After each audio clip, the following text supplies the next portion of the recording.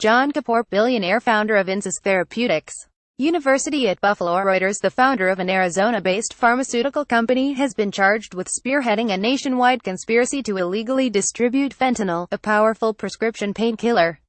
John N. Kapoor, 74, was charged with numerous felonies, including RICO, racketeer-influenced and corrupt organization, conspiracy and wire fraud. Prosecutors allege Kapoor, the founder of Insys Therapeutics, colluded with doctors and pharmacies to prescribe fentanyl that was not medically necessary and defraud insurance companies for payment.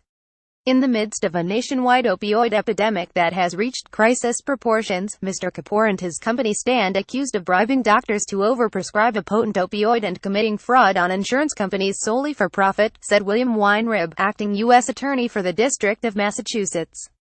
Insys did not respond to a request for comment.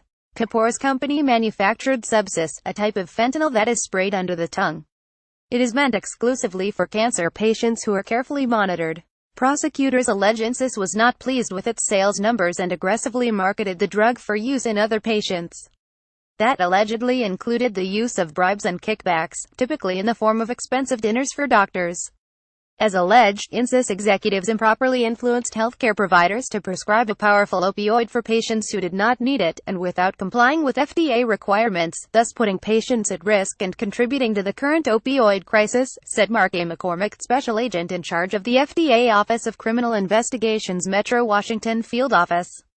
Fentanyl is now a major part of the opioid epidemic. Deaths from the synthetic narcotics including fentanyl jumped 72.2% from 2014 to 2015, according to the Centers for Disease Control and Prevention.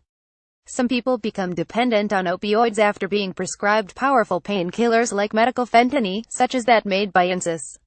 Medical fentanyl is different from the fentanyl found on the street, which is typically manufactured illicitly in China.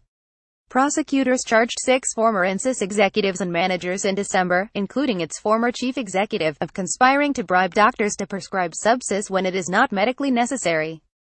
Insys is the subject of an investigation by Sen. Claire McCaskill DMO, for allegedly marketing Subsys off-label. In a statement, McCaskill said the company engaged in systemic fraud that harmed public health. This company has repeatedly gotten away with fines that amounted to a slap on the wrist for actions that helped fuel a nationwide epidemic that's claimed hundreds of thousands of American lives, she said.